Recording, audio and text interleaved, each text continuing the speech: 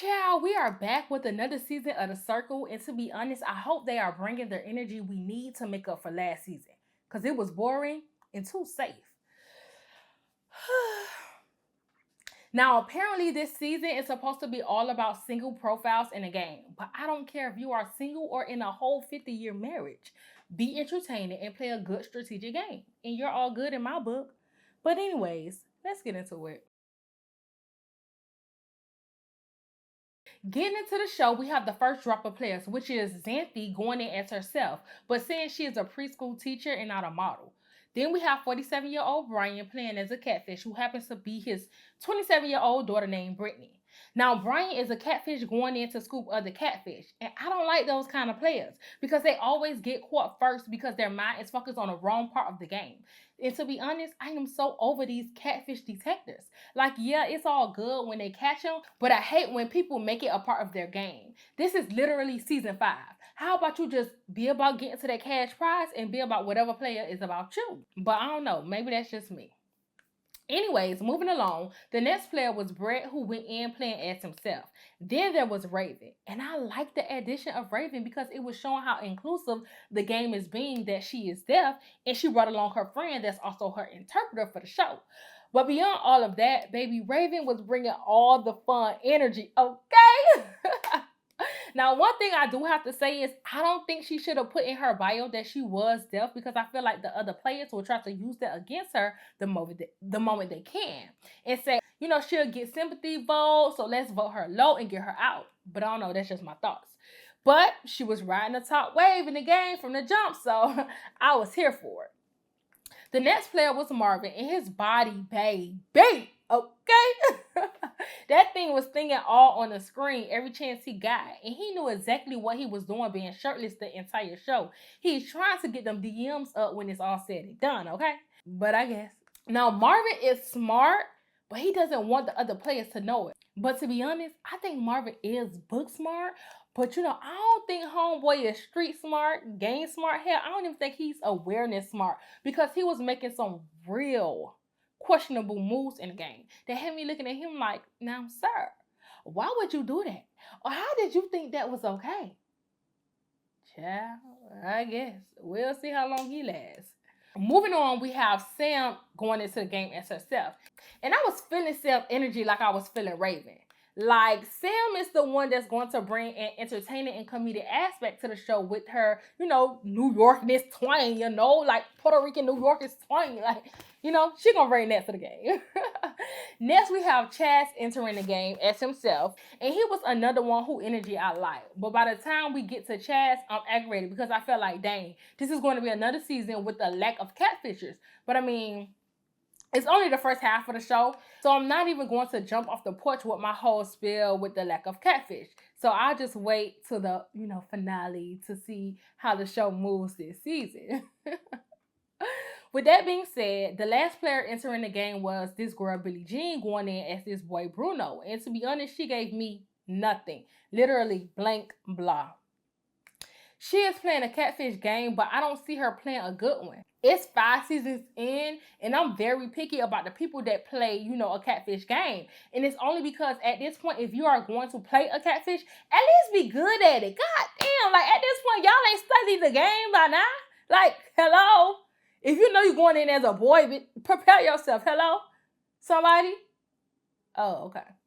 Literally, as soon as the game started and the chat opened up for everyone, Billie Jean was getting tripped up with her first message because it wasn't coming off like she was a guy or a guy wrote it. And the other catfish, Brian, aka Brittany, figured it out straight out the gate.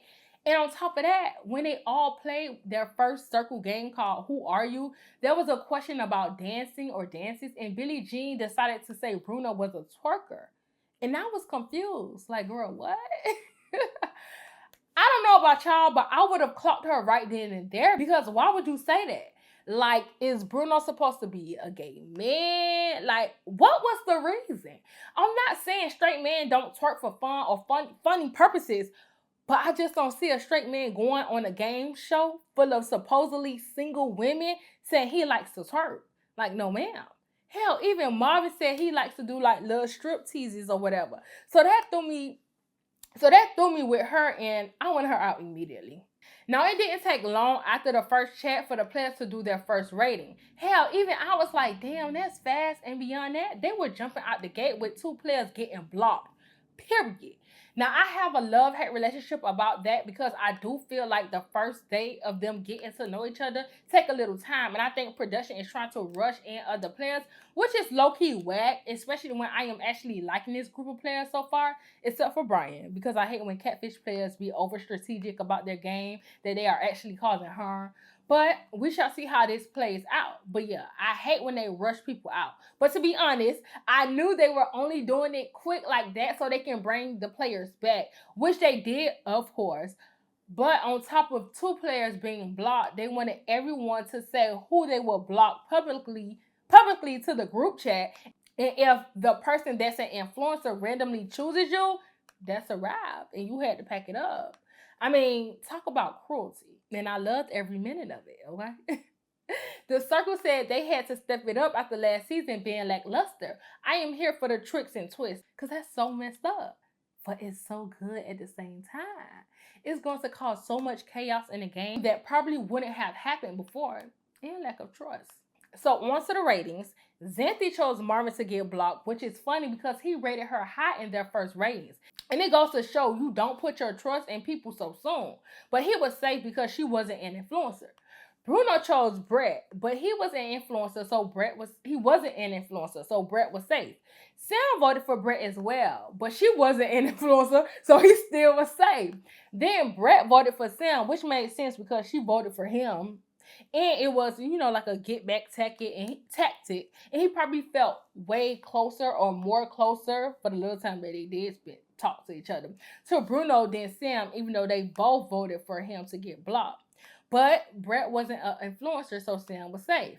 But baby, the heat was not off of Brett just yet because Raven voted for him as well. And at this point, Brett should have been packing his bags up because the odds was out of his favor, completely. And well, he was blocked because Raven was indeed an influencer, which I kind of knew already, being that it seemed like everyone was rating her so high. Brett was the first one out. He was putting up a fight though, but they say the third time's a charm, and his charm was just not lucky. It wasn't lucky charms, okay? So corny. Now, Marvin was sick that Brett got blocked because they were building a connection off of their bodies. Girl. And Marvin felt like Brett getting blocked will mess up his game. But to be honest, it was literally the first day. So I don't know why he put so much stock into Brett being blocked. But moving along, Brittany, aka Brian, was next, and she voted for Bruno, which was expected because Brian was peeping that Bruno may be a catfish, so he wanted him out immediately. But Brittany wasn't an influencer, so Bruno was safe. Then it was Marvin's turn. But before I get into that, can we talk about how all the black players are on top of the game right now? Literally, Raven, Marvin, Brittany, and Chaz were at the top, and that meant 2 of them were the influencers. Baby, I love that for them, but I hope they can keep it up because one thing about it, people will get real funny on you real quick. But anyways, getting into Marvin, who pissed me off with his vote because he decides to block Sam, which was so odd to me because not only did he not have a real reason to block her, but Xanthi was wide open for him, being that she chose his name to be blocked when it was her turn. And he decides to choose someone that he could have teamed up with. Sir, are you dumb or what? Now, see, this was one out of many questionable moves Marvin was making that had me looking at him sideways, giving him the real side eye because it was not making sense to me at all. I feel like it was the first day and y'all barely got to know each other, so you should be gunning for the person that was gunning for you. But no, you go and choose and say whoever. Child, this is going to be a long season. But Sam was safe because Marvin was not the influencer. And lastly, Chaz voted for Xanthi, and she went home because he was the influencer. You know what? I honestly didn't think it was going to be Chaz, but I like him, so I'm glad it was him. So once Brett and Xanthi was blocked, here comes production trying to play games and throwing a twist by keeping Brett and Xanthi in the game and having them work together under the same catfish profile. And I'm not going to hold y'all. I was kind of upset at this because I love a good reverse Uno move in the game, but only when it's players that deserve it and put in the work and time for it. And I personally don't think Brett and Xanthi deserve a second chance, especially so soon. But it is a smart play if they do it right. But I ain't gonna lie, I am hoping they get blocked again. Like, I don't know why I'm not feeling them. Like, they just was not giving me nothing. So the fact that two people that gave me nothing are using a catfish profile, let's just see how this goes. And it's nothing against them, so I just wasn't feeling it. Now, what I will say is, I think with Brett and Xanthi playing under this new Jennifer profile, Marvin's chances of staying in the game will be high because he was cool with both of them before they got blocked. So he better hope they remember that. But it's every man for himself. So eventually we see the real ratings of the players, and baby, Sam should have been on her knees praying to God because she was rated so low on the list. And to be honest, I don't know why or what I am missing that people wanted her out. It wasn't making sense because from what we were seeing, she was cool, blunt as hell, but cool in the chest. So I don't know what it was about, and neither did she, because she ended up hitting up Marvin, basically asking him like what was his beef with her since he tried to get her blocked. And this was making it seem like she was untrustworthy, but that was so off to me because she did nothing to him. He's the one who wanted her out. Now, granted, I can see how he may have felt like, oh, I tried to get her out, so maybe she can, be trying to play me and get me to like her all of a sudden. So now his guard is up. But at this point, hell, she shouldn't be trusting him. But needless to say, he basically was saying he thought she was a catfish because her filtered pictures in her profile. And to be honest, I'm aggravated with this excuse some of the players like to use to scope out catfish. We literally live in a world that's all about editing and filters. And that's the one thing you want to use against that girl? Like, boy, are you serious? Are you serious? And what makes that thought process even more dumb is the fact that people that have the most unedited normal photos are always the catfish. So they have to give that excuse up. Please, it's so tired and play it out.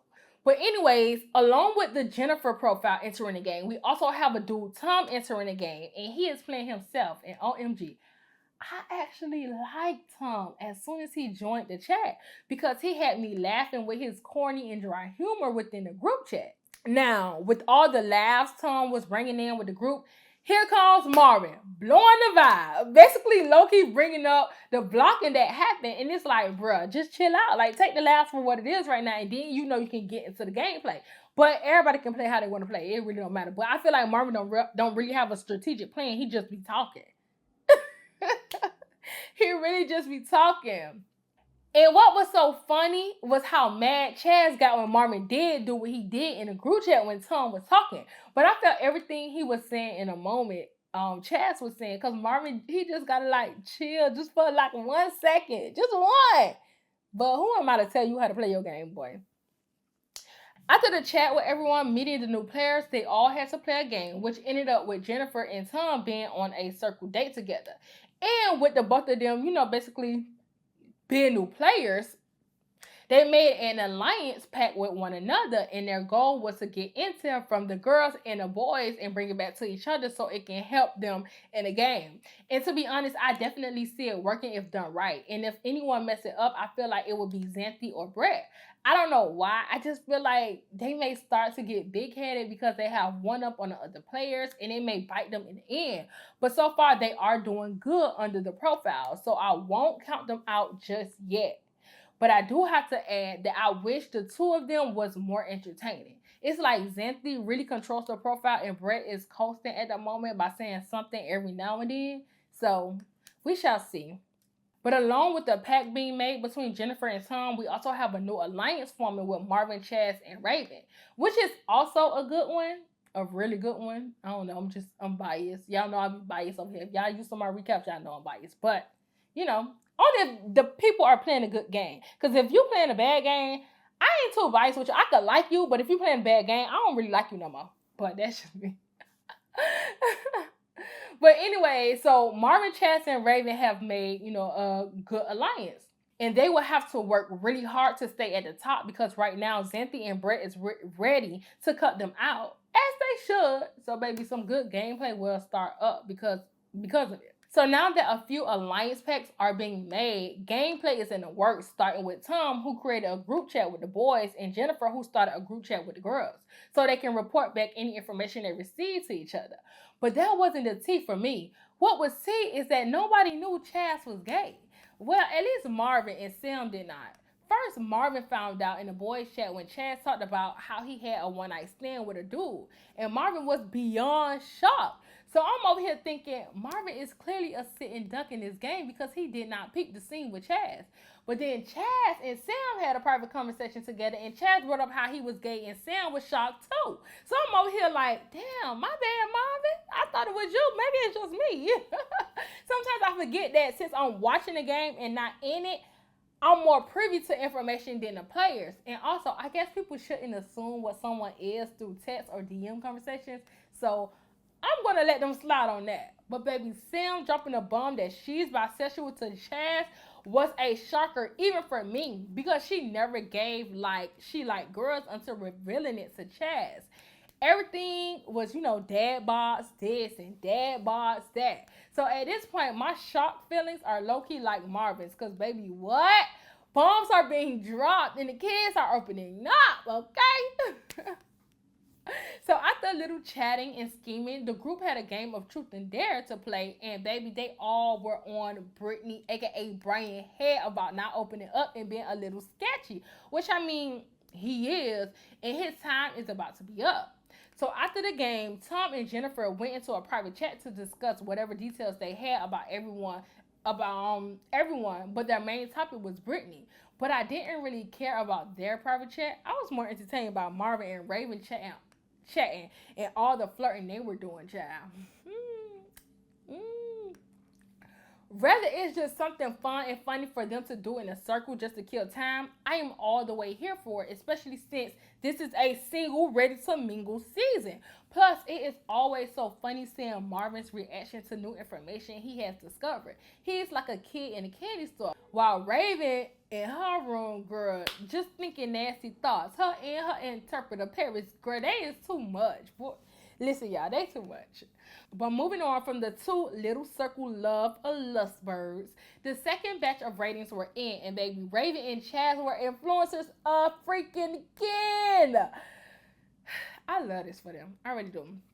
Because it's clearly showing how they are at the top of their game. But that also means they can only go down from here. And of course, the other players are going to be on them from now on. Especially Jennifer, because Brett and Xanthi are still upset about them being blocked by Chaz and Raven. So, child, may the odds be ever in their favor. Okay, so before Raven and Chaz got a chance to block anyone like the original way in the influencer room, they had to save at least one player in front of the entire chat. Now, I do see what the production team was trying to do, but to be honest, I didn't think that had that much of an impact on the show, at least for them, because Brittany and Bruno were going to be up for blocking regardless how the tables were turned. But needless to say, Chad saved Sam, even though I thought he was going to save Marvin. And Raven saved Marvin, of course. That's a little, a little circle boop. I just find it crazy how Brittany and Bruno profiles are on the chopping block and they both are catfish. Like, man, these new catfishes are so weak and I don't like that. But I will give credit to Brett and Xanthi with their Jennifer profile. They are holding it down. Like, they doing what they need to do. Like, I don't know, it's working in their favor. It's working in their favor. Mm-hmm. Moving on, it's time for Raven and Chaz to do their blocking between Bruno and Brittany. And baby, Chaz is not one of them to be just lingering around. Like, he is trying to really get to it. Like, he ain't trying to waste no time at all. And to be honest, he is me and I am him. Let's get straight to it. Especially if I have a alliance with someone like he does with Raven. My only pushback though with that type of attitude or personality is that people may not be who they perceive to be, so you have to tread a little lightly with jumping out the gate the way he does. Now, watching Raven and Chaz debate about who they want to send home was crazy because I think this was the first time I watched a strong alliance not fully agree on who they want to send home.